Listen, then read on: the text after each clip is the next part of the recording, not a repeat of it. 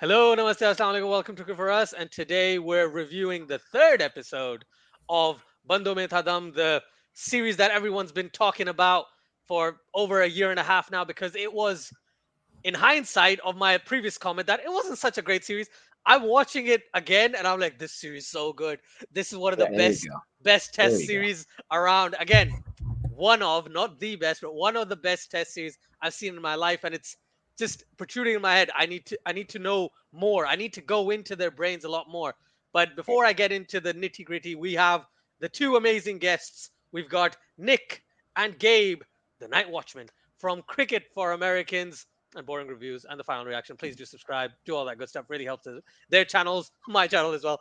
Absolutely love it. Thank you guys for joining. How you guys doing? Doing good, Fantastic. man. Doing good. It's funny. I agree with you. I still prefer the test to this one. Maybe because it's a longer format too, longer series. It's the very first docu. What do you call this? Like a docu series? Not a documentary. Yeah. Documentary is one part. There's like four pieces to this one, Docuseries, yeah.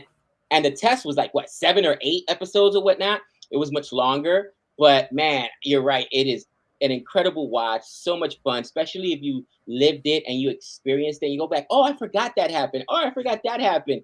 And dude, just the storytelling is good. I got to tell you, the honesty of the players is really really good. I like how at the end of the second episode, right? They ask, was it Siraj or they asked somebody like, whose captaincy do you prefer, Rohit's or Kohli? He Bahari. lost that first Bahari. test. And he was like, next question. Like, I'm not answering that. What are you nuts? You know what I'm saying? Well, get out of here. But it was, the reporters are also and the documentaries are also doing a good job of asking those tough questions and putting those players in those positions to, I think it's always good when you can get something controversial out there. Yeah, I forgot who said it. There's no such thing as bad media, and controversy sells. Bottom line, controversy sells. So I think that's just I just want it'll to be a add, better one. Gabe, I just want to add that there's a reason why Vihari didn't play for the next few matches as well, then, in that case, right? Because he was asked that question. Right. What I'm going to do is, again, I just want overall thoughts and then we'll go into specific points. But I'll start off with you, Nick. What did you think of this particular episode? For me, favorite episode of the series, hands down. Because yes, Wow. yes, it was a draw, but at the same time, we saw equal parts of both, even though there was a bit of sensationalism when the Indians were getting hit and changing their guards. But thankfully, right at the end, Tim Payne's like, yeah, but that's their tactic of stalling. Like, he badmouthed the Indian team for about 50 to 70% of that entire episode, and in the end, he's like, well, I talk, so I do that, but they can waste time like this. Fair enough, they can do that. So I was waiting for him to recognize um, what do you call it, hypocrisy in his comments, but it was fine. It was fine. What did you think of episode 3? All right. So first of all, I was right about the James Bond titles. All of them are. Just want to give a little pat on my back on that one.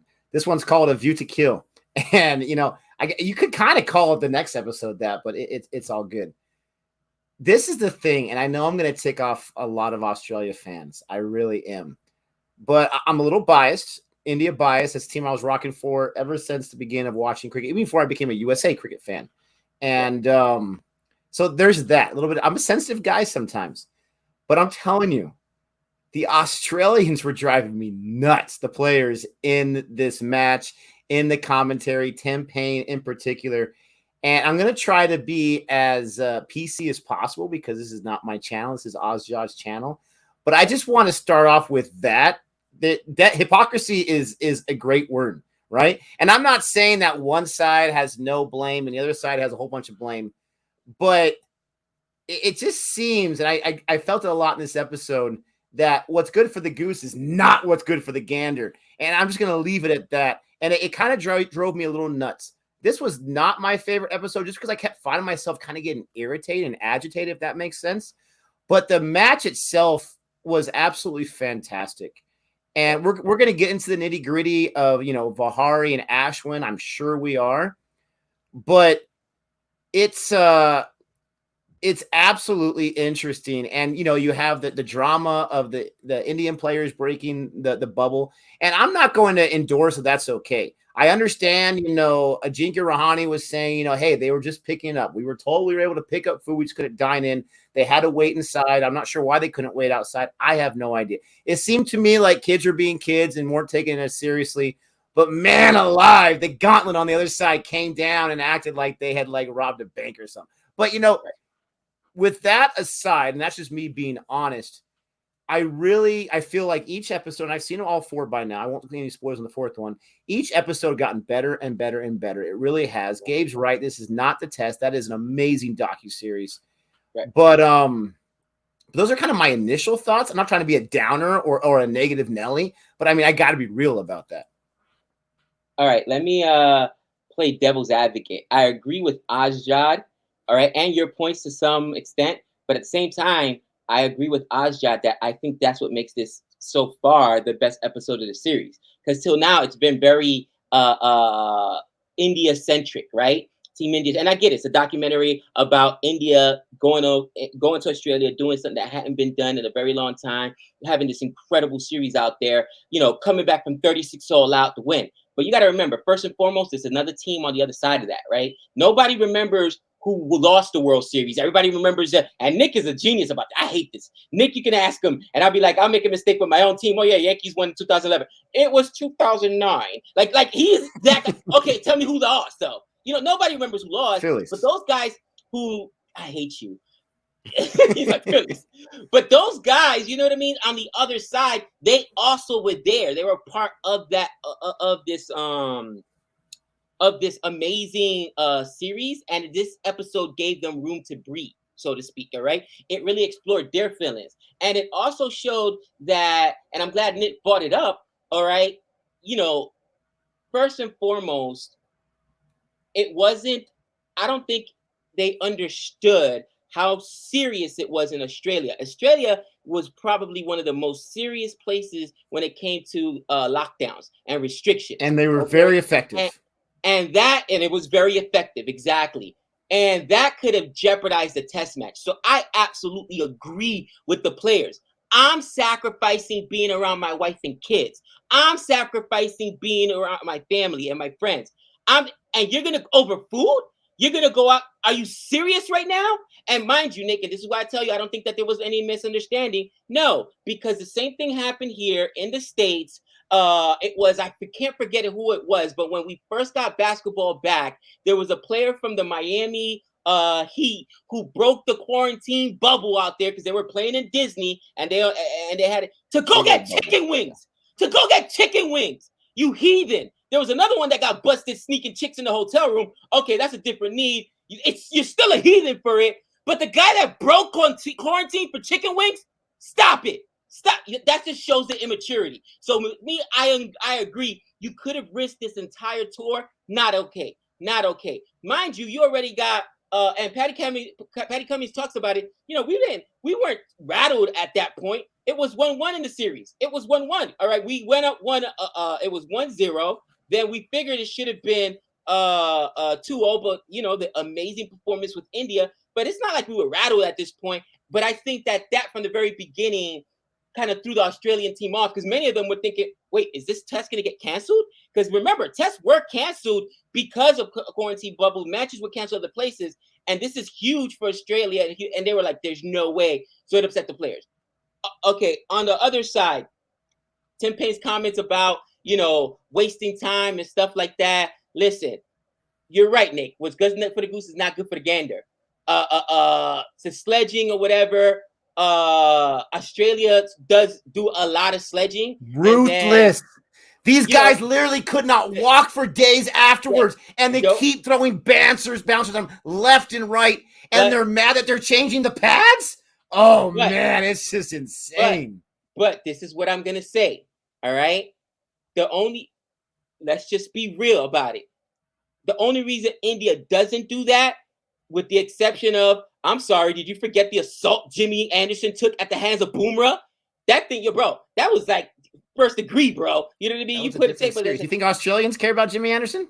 That's not my point. My point is that India does have that in them too. The difference is that they've got one guy in Boomerang that's got that mentality that I'm gonna light you up like a Christmas tree. where all Australia thinks like that. I'm gonna light you up like a Christmas tree. Period. It is what it is. So don't tell me like that's not part. It's part of the game. Now, as far as them getting upset with people wasting time, everybody, it's tactics. You're right. That was nonsensical. But I just felt like it actually explored. Think about it. India had a historic win, which means Australia had a historic loss. And I would be disappointed if Australian players came on here and did this docu-series after the fact and were just all happy about it willy-nilly and didn't even. No, you should be passionate. You should be angry. You should talk about some stuff that still bothered you. So that's why I enjoyed the episode. But those are my initial thoughts. And I mean, honestly, I'm with Ajay. This is probably one of my favorite episodes, bro, because you see emotion come out of both sides where, listen, we could be such a villain lover. That's why you love Australia. You love the villains. Infinity War, Nick. Infinity War. Villain story. That's why. That's what you're supposed to like. I have nothing against the villain story, but I it's always a personal pet peeve. And Gabe's right. I don't know the whole story. I don't know all the history. I go into it with the perspective that I see or whatever. But hypocrisy always drives me nuts, right? And one thing that I saw, at least in the comments and the actions, it seemed like some of the Australia players were ultra sensitive, but also ultra aggressive, right? Let's get on to the point of Stark, right? I think it was Saney or something like that through the bouncer near Stark. And for a team... Beamer. It was a beamer, wasn't it? Because it didn't bounce. Yeah, it was the full toss, right? Yeah. And Saney, at least they showed in the replay, maybe that was Doctor and that was a different match somewhere else. But he's like, I'm sorry. I mean to do that, you know? Stark didn't care about that. He was already pissed. And maybe they work on that passion. Maybe they work on the bulletin board material for that motivation. He's going out and he's looking at Siraj and he's like, I got you next. And he's like, I didn't even ball it to you. But okay, I like bouncers. That's fine. I know, right? He said, I didn't even ball it to me.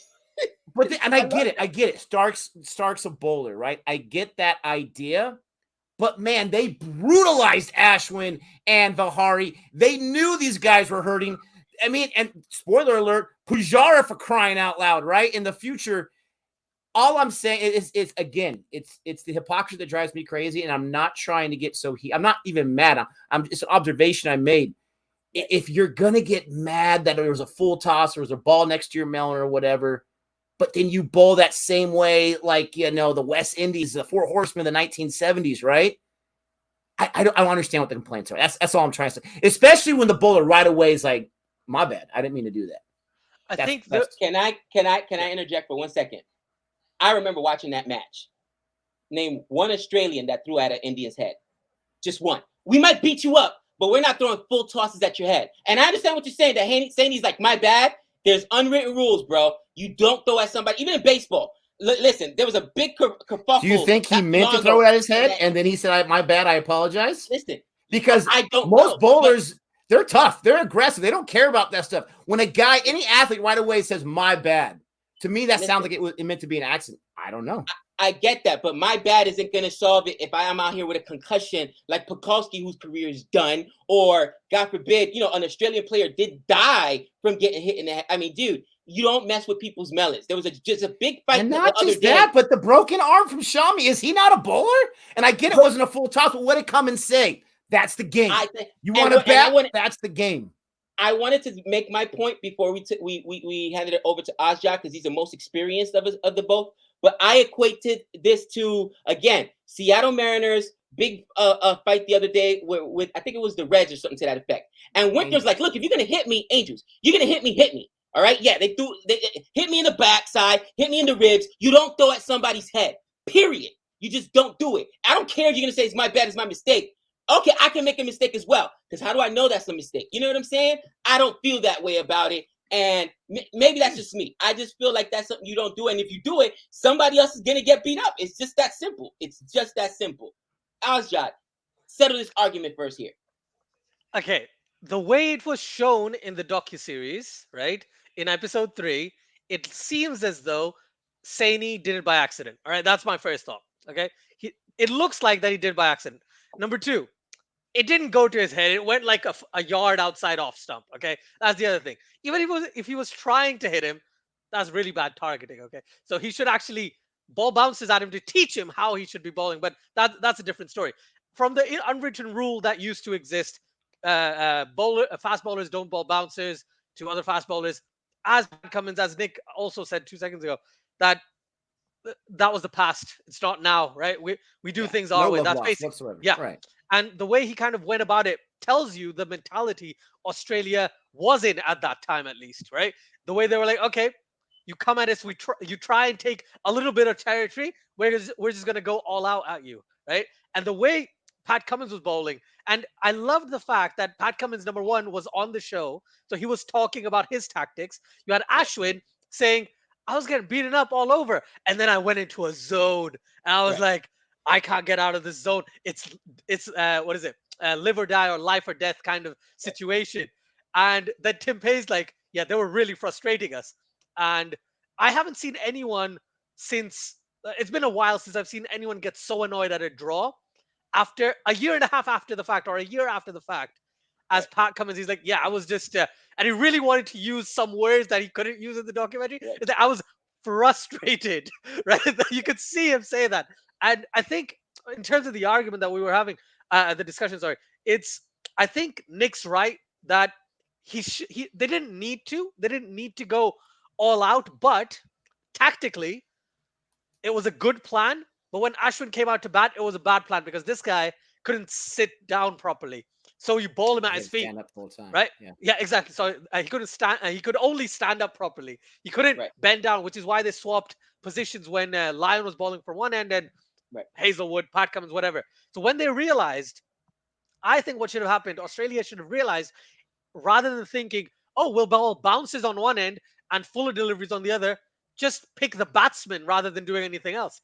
And you bowl fuller to Ashwin, get him out that way, because hitting them would have put them in a situation where they're like, "We're gonna fight back." There was I forgot the name. It was a coach. He said Paddy Upton or something. I can't remember his name. But basically, the coach in the episode says, when you put Indians under pressure, they will fight till the end Push him of against the days. wall. Yeah, they'll fight back to save face. And it's not just it's basically the subcontinent is full of people who are like, "We don't care if we win or lose. We just want to save face, right? We just want to play for pride." And that's exactly what you could see in Vihari. You could see in Pujara. You could see in Rishabh Pant. Hold on, let me just get into Rishabh Pant. 97. This guy was told by Pujara, "Yeah, do you know what? You're on 97." And he's like, "Oh snap, I'm on 97." And just relax, just relax. And he's still pissed about it. No. He's pissed about it. But the thing is, I love the fact that Rishabh Pant's like, "But I don't know what happened to me." So rather than now, after a fact, yes, he's annoyed by the situation. At that moment, he's a 22-year-old kid. He's gonna blame the other guy, right? He's gonna blame the other guy. But the way he talks about it now, when in the episode, I love the fact that he says, "Pujara told me," and then when I was at the crease, I was like, "Okay, I'll defend." But then something clicked, and I was like, "Okay, I'll just come down the track and smash it." Can't help Like himself. that, yeah, he can't help himself. Not at all. So hit that 97 for me was like, that is, he mentioned it as well, one of the best hundreds he would have gotten, one of the best hundreds I'd seen down under. But he didn't get 100, but his innings was absolutely crucial, because if he had kept going, India would have won the match. Just saying, India would have gone for the win. They would have kept going. But then Vihari came down, came into bat, got injured. Then Pujara, with an injury, got out. Ashwin came in. It was just, India wasn't having a good day. But do you know who was having the worst day? Tim Payne. He dropped 3 catches. Lots of drops. Oh my goodness. I didn't remember that. So when he's talking about it, he's like, "That was the worst day of my of my life," or whatever he said. It was one of the worst days of my life, because yes, you get days like that, and you could tell him, you could tell he was kind of backtracking about being really upset about it, trying to play both sides. But he said he didn't like it. And yes, sometimes you get those days, but you're the captain, you're sledging, you're dropping catches, and your team can't win against, no offense, broken batsmen, right? You injured them. They were already injured. You injured them even further, right? Like, one thing I didn't like, though, when they threw the ball, when Vihari was running, it looked like they were trying to target Vihari rather than targeting the stumps. The stumps, right? Yeah, that's the only thing that kind of ticked me. I don't know where the structure of this video is gone, but Nick, thoughts on stuff I said? Well, you're a very smart man. You're absolutely correct. And again, I competition. I'm a very competitive person. I get it. I understand. I do have respect for Tim Payne at the end saying, yeah, I said some things, did some things because I was just frustrated. I was mad at myself. I was mad at the conditions. I was mad at what was going on. And things frustrated me very easily. And that tells you right there that even he knows, maybe he let his emotions get the better of him and maybe some other players.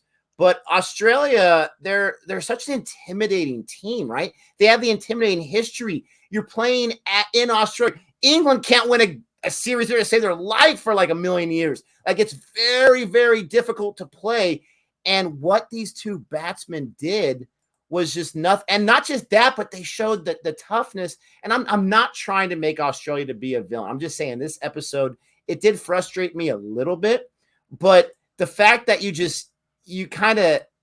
go through that gauntlet and you're able to come out of it with your head held high, you're beaten up. I mean, looking at the numbers right here, Fahari, 23 runs on 161 balls. Ashwin, 39 on 128 balls. It's funny how history goes because in my mind, they had like 900 balls each or something like that and scored 20 runs. It wasn't necessarily that high. But the fact that they were able to do that, you didn't have much of a contribution really from Rahane in this match or whatever. From, let me see, Rohit, he had the 26 in the first inning. I want to double check. He had a half century, so not too bad.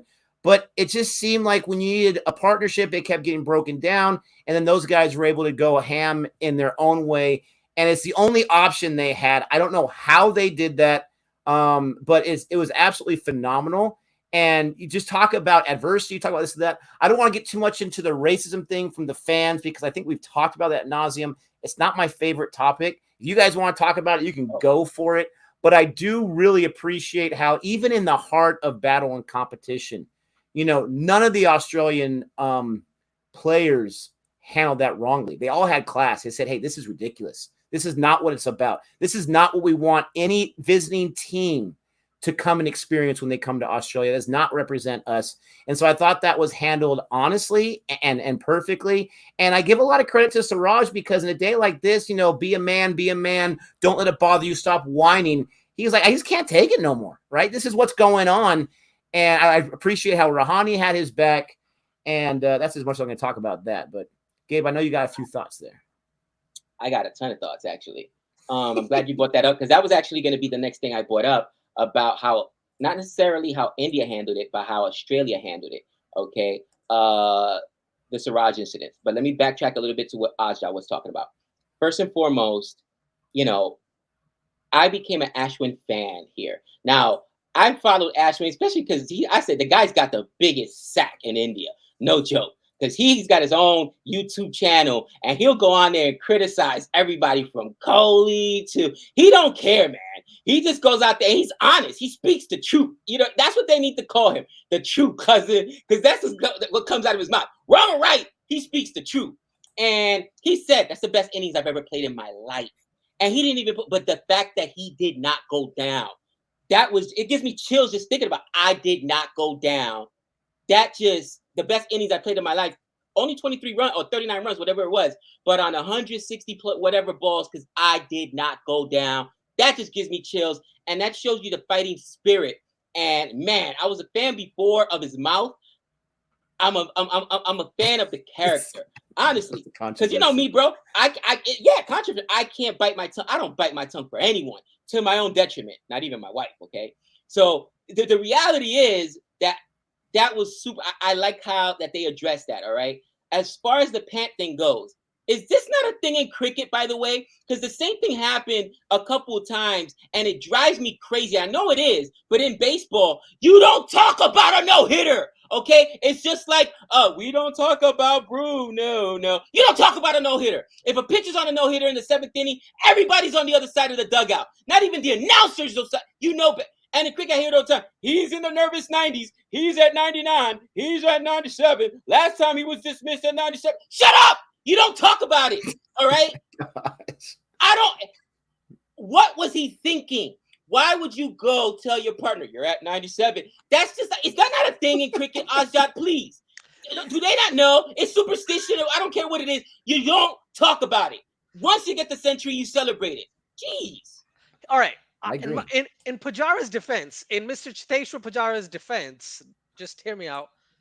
He didn't know that Pant didn't know he was on 97. He was just trying to make him relax and say, okay, just dude, you're a 97. Chill out. You don't need to go for a boundary or anything. Just need to take your time. We're not planning to win right now, but we could. We don't need to go for the win. We can go for the draw right now. And Rishabh Pant probably listened to all of that, blurred out everything, and only That's heard it. 97. 97. Right? That's Exactly. all You he don't heard. talk about it. It's like telling a little kid, oh, you know what? Don't look around that corner. Don't look in my closet. Don't look under your bed. It's like, you can't help it. You tell somebody not to do that, it's the first thing they're going to do. And it's the unwritten rule in baseball, at least. You don't talk about it. And I was going to say, to Gabe's point, Ajad, it's one of the most amazing sights to see. I'm not sure if you've ever seen this in highlights or whatever in baseball, but if a pitcher's throwing a no-hitter or a perfect game, right? Let's say it's the 5th or 6th inning. A lot of times they'll say that even, just like Pont, I didn't even know I was throwing a no-hitter at that point, right? But they come into the locker room, into the dugout after their inning's done. They still got the no-hitter intact. They sit down. No one sits within 10 feet of them. No one talks to them. No, not even to say, hey, good job, whatever. Wow. No one says a word. If anyone in that dugout even said no hitter, they'd probably get beat up by the rest of the players in the team. You don't even go near the guy because the guy's in the zone. And that's why I just don't believe when they say I didn't know I was doing it, but because they're in that zone, they have no idea what's going on. A great movie, Aja, if you're bored, watch For Love of the Game. It's fictional, but it's absolutely fantastic with Kevin Costner, and you'll get a lot of that in there. But that's to Gabe's point. I think the quote of this episode, this is the last thing I'm going to say about this episode. The quote of this episode had to be Vihari. I love this guy. Absolutely love this guy. Right. He said, when Pont comes up to bat, both sides are nervous. We're nervous because we're not sure if he's going to lose his wicket or he's going to score a bunch. The other side's nervous. That depicts Pont to a T. And do you think Pont even cares about that? And I don't mean like he doesn't care about people. Do you think that's even on his register? I love him because he's such a natural batter. He's such a natural run scorer. He cannot control it. How many times did we hear him say, I wanted to leave this ball, but man, it looks so good. Like he just cannot help it. And I love Pont so much. The 97 game's absolutely correct. What are you thinking saying something? And Pont even said it. Pujara said that, and that was in my head.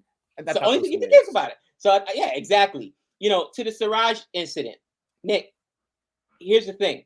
I give Siraj credit for saying something because what's happened is this has gone around far too long, and not just cricket, in all sports. And you got idiots that go out there, and it's not okay because you let it slide once, you let it slide twice, and then it just becomes part of the culture. Like, yeah, we're allowed to do it. No, you're not. It is not okay. Bottom line. Now, as my nephew Renee, when he went up to Minnesota out here and played for the Blue Jays out there in college, you're in the Midwest. You go to a lot of different places, and he heard some rather unflattering things, and it was normally his coach that would stand up for him or whatever, or you know what I mean? Like they dropped the M-bomb on him, and you met Renee. Renee's lighter than you know what I mean? But whatever, just because of his last name. That's not how you get in a player's head. If anything, you're gonna piss them off even more. But what I seldom see is the other team sticking up for the players. And I love the way that Australia said, no. Who is it? Let's go. Even the fans in the stands were pointing out who it was. Okay? Because that does not represent all of us. I don't care if we're both Australian. I don't care if we're both Dominican. I don't care if we're both American. Your views aren't my views. And if you're going to sit out there and embarrass yourself, you're not going to bring us down with you. And I'm glad that the episode addressed that, yes, while Siraj put a stop to it and went and talked to the umpires, the Australian team was like, no, this isn't okay. Get those guys out of here or whatever. We'll stop the game. We'll stop the match until that happens. You know what I mean? Like, that to me is the right direction that these games have to go in, because ultimately it's about respect. Bottom line, all right? We're here. We're putting on a match to entertain you. And yes, you're a patron. You can come in and you can root for your fans, but you do it respectfully, because you would not like it if you went somewhere else and the other side was disrespectful to your players or to you particularly. All right, that's one. Two, I think I love, and the reason I love this episode so much is because, yeah, they showed Tim Payne and the Australians sledging. They showed them, and to Nick's point, maybe a little hypocrisy there. But at the end, it showed the reality about it is, hey, it's the other side. And why was Tim Payne so hot, so adamant? He admitted it. It was like, I mean, he basically, you remember that episode, I dropped the ashes. Joe, a lion, I dropped the ashes. Tim Payne did drop this match because I believe he dropped Pant and Bat scored 97. He had 3 or 4 drops, none bigger than Pant, okay? And before Pant really got going. So he was, the reason he was lashing out and was being frustrated and sledging as much as he was. I mean, he always sledges, but he even admits it, you know, I was just frustrated. It's the worst game I've ever played. And in the same episode, you've got Ashwin talking about this is the best game I've ever played, the best innings of my life. And Tim Payne saying this is probably the worst innings of my life because he understands, you know what I mean? So it was more his frustrating getting out and being able to admit that at the end and talk about how, you know, hey, yeah, I maybe did a little bit too much, but I was more mad at myself than anything else. It just shows, hey, that was part of the character and that's part of their tactics. You know what I mean? But man, I love this episode. I think that it would have not done a service, Nick, if we didn't have an episode like this in the series where you address the Australian side, because far too often, you know, you watch these documentaries on these great historic runs and these matches that happen, but they only see one side of it. They forget about the other side. You know what I mean? And dude, I watch games because I've been there. Okay, and not at I'm at the high school level. I mean, not sorry, at the pro level, but at the high school level and even at the college level. Like you watch your family, and unfortunately, my boys and my nephews have been on the side of those losing teams in a championship game or a big playoff game. Have you guys ever actually watched the match and not watch the people celebrating, but watch the players, grown men on the field crying, just like distraught? Like it's emotional, man. It takes a toll. And let's just acknowledge the other side. You know what I mean? And of course, I'm being biased because I'm Team Australia here. But I like that they showed that, right? Because they didn't have to put that in there. They didn't have to direct this episode the way they did. But they did in order to show, listen, this is why Australia might have been super aggressive. This is why they might have been, you know, throwing at the Indians because they just couldn't believe that this B squad, forget about this broken team, but this B squad that's broken is here and we cannot get them out. And now the pressure does stop mounting. Totally agree. I just want to summarize what you both have said. And I just thought of this while you were talking, Gabe, about showing the Australian side of things.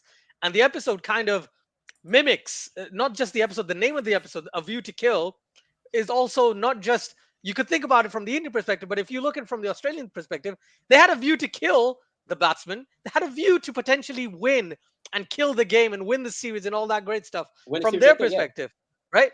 But India stepped up and they fought back like champions in this match. They didn't think they would survive, right? And everything they did was in their heads, as Ashwin said, life or death. And in the end, I think it was the best result. And like I said, this episode just made me happy. I must say, this episode just made me happy just because the draw was fantastic in everything that was going on. It was absolutely amazing. 100%. Can I tell you something? We've been watching cricket a long time, and we watched some incredible T20 matches, some incredible ODI matches, some incredible Test matches. My 2 favorite matches are the 2 draws, the Ashes with Australia and England, Jimmy Anderson and Stuart Broad refusing to go down. They've got no arms left. Australia literally had no arms left. They couldn't throw the other guys because the lighting or something, it was to that effect, right? That's why they had to throw the spinners, and they didn't have any spinners. So they're throwing smudge out there to try to pick up a wicket or whatever. And that was such a and unfortunately, Australia, both times at home, get the draw, but they're not looking for the draw. They're looking to win. So they're actually losses from Australia's perspective. Right. But these are the 2 most compelling matches I've ever seen. This is why I love Test. You know what I mean? Like, oh, dude, like, just one more wicket. You can't take down Jimmy Anderson, crazy. Really? Like you and right here, you can't take down a broken Ashwin, black and blues all over. If the other guy can't even run, like it's just man. There's nothing more exciting in professional sports. I think maybe the sudden death penalty shootout in soccer, but I think the draw in Test is probably the most. Give me those last 10 overs, and we're looking for a draw in a pivotal match. Bro, I'm sitting like this with like popcorn. I can't even eat the popcorn. I'm just sitting here like this, bro. My 2 favorite matches, period. Amazing, amazing. Thank you very much, Nick. Thank you very much, Gabe. Thank Everyone you. watching, you already know it. Cricket for Americans, boring reviews, the final reaction, overt Lara, Nick Pearson. Do all the cool stuff, right? Just subscribe, follow, and everything you possibly can because these guys are awesome. And so happy I was able to discuss this episode with you guys. Thank you so much. And for everyone watching, like I said, please like, share, and subscribe. Do all that good stuff. Really helps the channel. And we'll see you next time. Thank you very much. Take care. Bye. Adios.